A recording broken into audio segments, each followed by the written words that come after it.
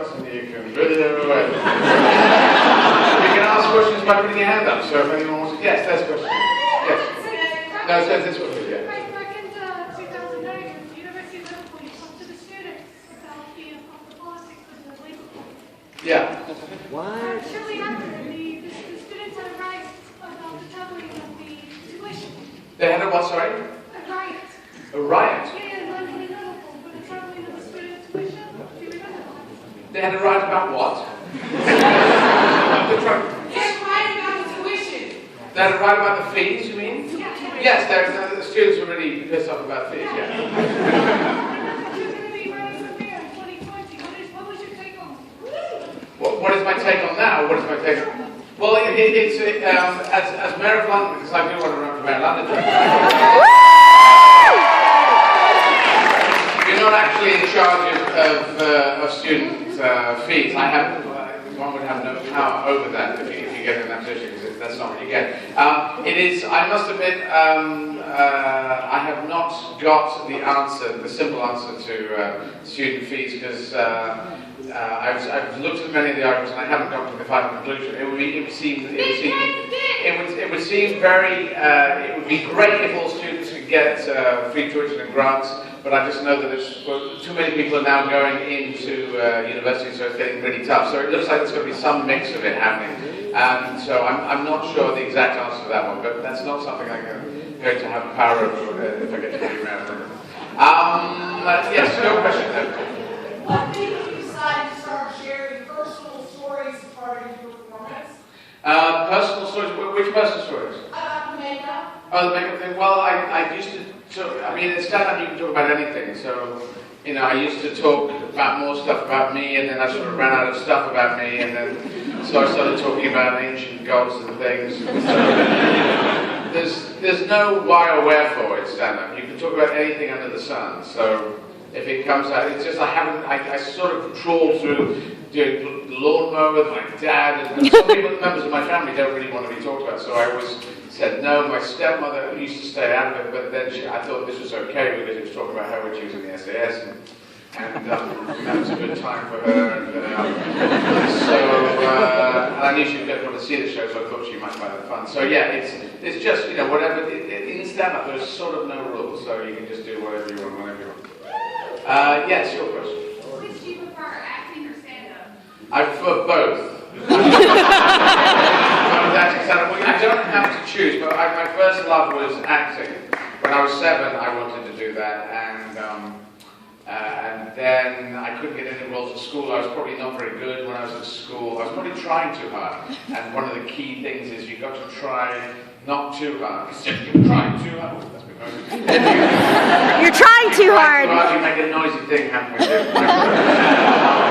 So, yes, I dropped out of the idea of doing drama and went into doing comedy, and then that took ages to take off. And when that took off when I was 30, I thought, I'm going to bring drama up at the same time, and then I will have these two things. So my drama has been trying to catch up the comedy since then. Now it's getting to a much better place with doing episodes of Hannibal and doing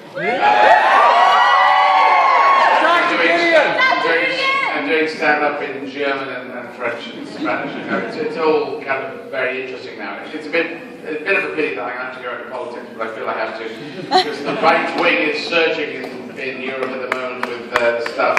Yeah, you've got your Tea Party. The crazies are equally handed out around the world, and the racists, I'm afraid. So they go hand in hand. Your question. Okay, I just want to say, first of all, whenever I saw guest starring Izzard on Hannibal, my favorite show, I literally screamed. Acting alone to Nancy and Mads Mikkelsen. What's it like? Yeah. Hey, it's great, and Blanche Fishburne. Yeah, it was.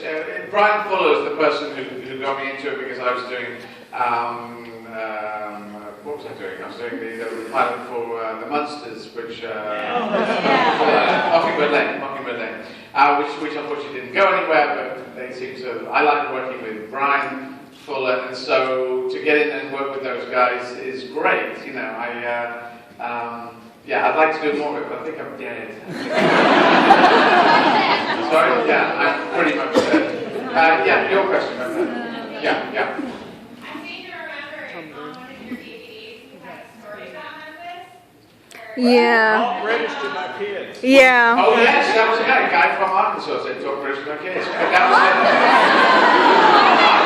Not Memphis! You're British, come here. Kids said it was Billy Bob, Jimmy John. Talk British. I said, it's actually talk English. I don't care, boy, you just talk. And they also said, there was this one I'm answering a question here, but yeah, I had a unicycle when I was in Overton Park, and my first time was 5 for unicycle, so I was walking around with it on my shoulder. You just sort of walk around with it like this, wheeling it. And everyone kept saying to me, ride that thing, boy, ride. And they just kept saying that. And I said, after a while, I was saying, you ride that thing. You ride that thing. You're saying, no, you ride it. So, yeah. Was that the answer to your question? Oh no, it's all cool because I'm now playing this theatre and it's great. This is the second time I think I've done it. So it's fun to come back. And I always I just went down to Overton Square. I ran down there. So just, my legs. I've just done 6 gigs in 6 days in 6 cities. So. And crew as well. Putting things up and taking down. So we're a bit pushed. We shouldn't have done 6 in a row, which is anyway. Right, yes, you're right. Big fan of all the projects that you've done out of your entire career, what would be one of your favorite projects and why? Oh, that's a tricky question because they've got really fun now. I mean, I like doing Valkyrie. That was, to do a big, Valkyrie in the Oceans movies was big and crazy because they're the big movies that I'd like to do, which I haven't yet got leading roles in, but I'm an ambitious bastard, so I keep pushing, even though I've only got 6 years before I'm going to disappear for a bit. But doing the gigs in French, playing the Olympia Theatre in Paris, 2,000-seater, and I was playing 140-seater before that, so I jumped from 140-seater to a 2,000-seater, which is not a usual move.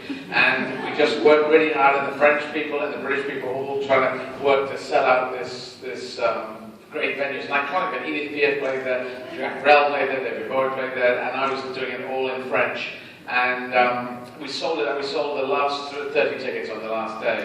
So that was a beautiful experience. And it's almost 200 years since the Battle of Waterloo. So to come all the way back around. And you see, the English and the British and the French have had this sort of scratchy thing. And then in the last century we were fighting together. But you could still in Europe, the negative people in Europe who are at the moment getting a lot of votes, and they're going around saying you should dislike all the other people, you should hate all the other people, separate out. And I'm trying to bring everyone together. I'm trying to be positive. And I think that's better for the separate out.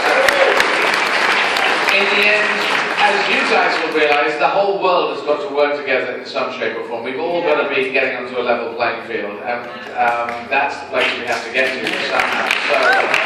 And some of us are trying to head in that direction, and some people are pulling back and separating out and saying no, separate, hate, separate. I just don't like that stuff. So I'm trying to do the open-handed stuff instead of the closed fist of the extremists. So there you go. Where are we going to go next? Your question. Yeah. I know that you do French, Spanish, and German. Do you have any plans on doing shows in other languages? And have you thought of doing shows in the U.S. in other languages? Yeah, I've already done them in French and German here in America. So I've done French in San Francisco and in LA and in New York, and I've done German at Yale University. I did French, German, and English, and I did Spanish in LA. So those that was just one. I did the Spanish. I did 15 minutes at the end of the English show. I just did one gig. So I've just tested that, and it was. So I will do more of that. I will do complete gigs in Spanish. But Russian comes after Spanish and then Arabic. I was born in Yemen. I was born in Aden in Yemen. Aden. Say it again? Aden.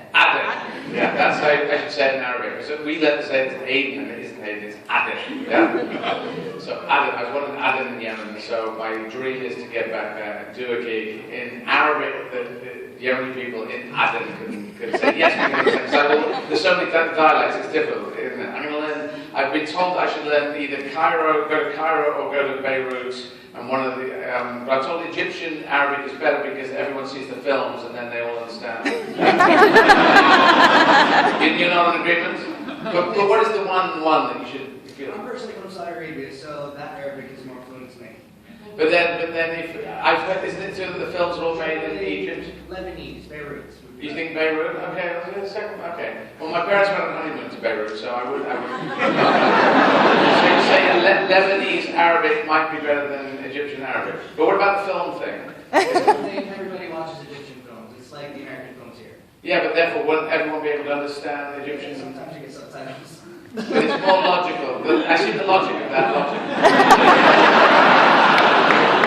Okay, I'll work it out. I'll get there. Okay. I'm going to do one more question, and it's gentleman right at the back. Yes, sir. Wie oder warum hast du Deutsch gelernt? Why or how did you And learn what's the German? difference? I want to know the difference of the different. What's the difference in humor? Between humor is the same. Like as I said, the entire show, alles auf Deutsch. How I learned it. What I do with the languages is I learn them as a play. So my brother Mark Izzard, he's the language expert, so he's about 90% fluent in Spanish, German, and French. He translates the whole show and puts them in lines that I can deal with because he knows what my level is. And then I literally learn them line by line by line, like a play. So how I learned German. I had someone prompting me in a corner, like a play. Meanwhile, I had 2 years, I did 2 years at school from 76 to 78. In German, and I did that basic, haben Sie ein Auto für die Flughafen bitte, können Sie ein Taxi anrufen bitte, that's sort of emergency German I had. And I worked and I did German conversation to bring up the level of my German, so I was ad-libbing, by the end of 2 months I was ad-libbing, I was doing 2-hour interviews on radio, and so wenn ich auf Deutsch rede, ich kann auf Deutsch reden, das ist nicht so schwer für mich, but it's a bisschen schwer. And then I can go off and if I'm just talking, I can sort of batter around in my own, not terribly brilliant German. It's about 40% fluent now, but that's what I do. I learn the thing like a play, and then I cook my language up like a souffle to reach the level of the German.